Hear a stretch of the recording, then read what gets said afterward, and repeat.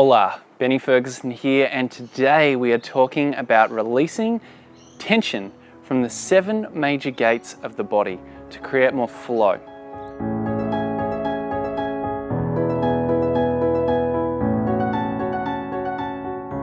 I've identified these 7 gates through many years of trial and error and practice, and what I've found is that if we store tension in any one of these areas, it can cause like a domino effect of tension throughout the body, and the body causes compensation-like adjustments to counterbalance the tension that's caused in that key area.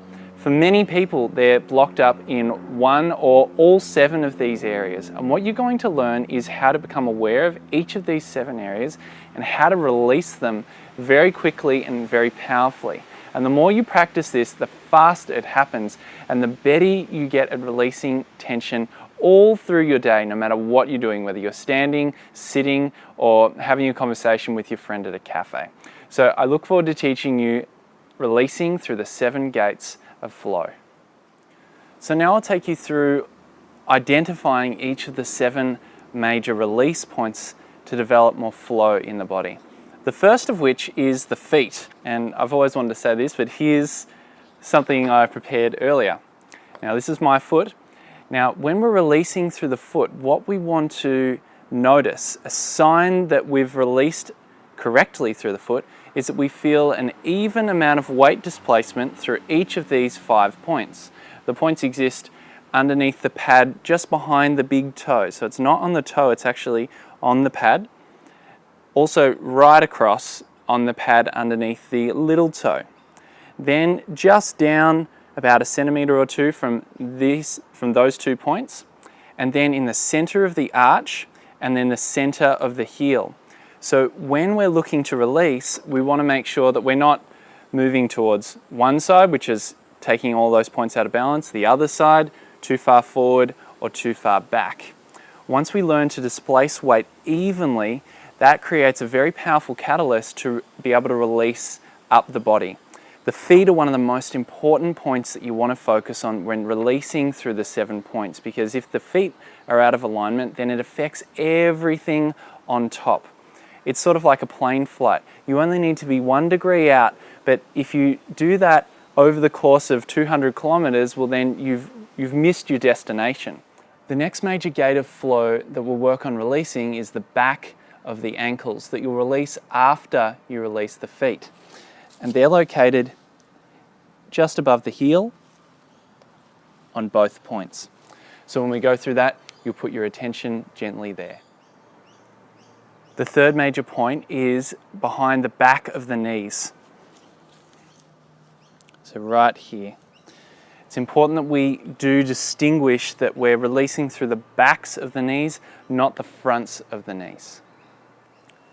The next major gate of flow that we want to look to release is on the lower spine, and the way to locate it is to go roughly about 3 fingers above your belly button and trace all around to the back to the middle of the spine.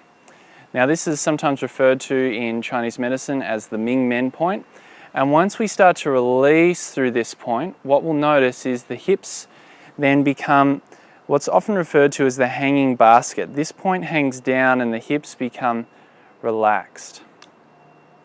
So that's signs that you've released at the 4th major point of flow. So we've covered the 4 major points of the lower body so far. Now we're going to go through the 3 major points to release to create flow in the upper body. The first of which, so this is point number 5 total, is the shoulders. Now this is the most challenging I've found for me and for many people that I've taught. We can really store a lot of tension in the shoulders, so you'll need to practice this diligently to start to undo some of that habitual tension that we can build up here that can be built up through stress and all sorts of different things.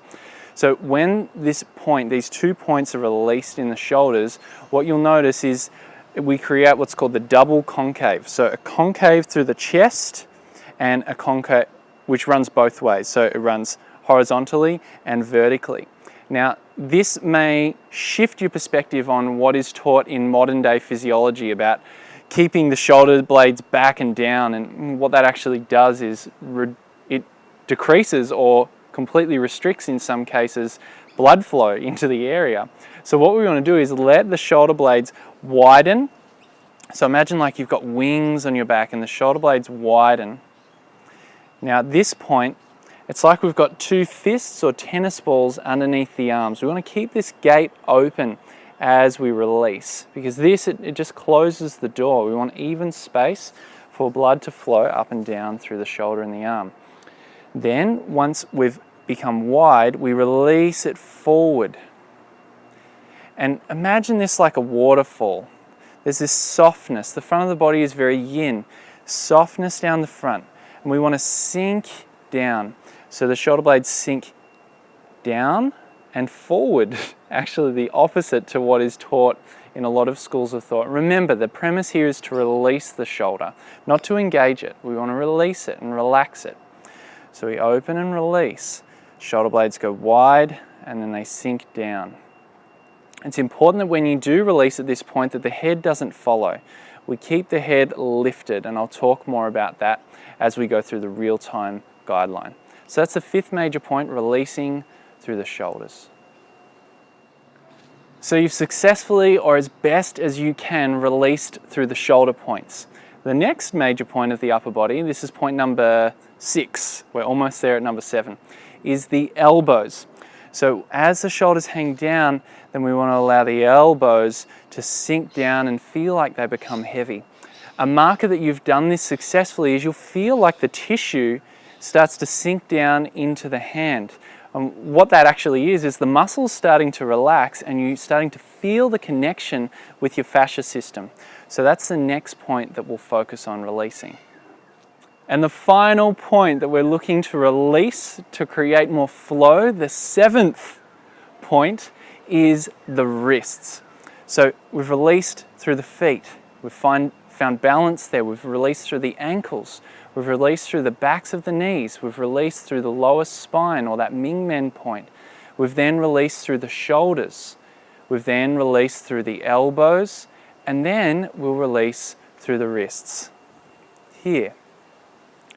Once you learn to release all of these points, you'll very quickly be able to do it. As you can see, I'm demonstrating here. For those with the trained eye, you'll see that there's significant changes in my body, even though they may not be very visible on the camera.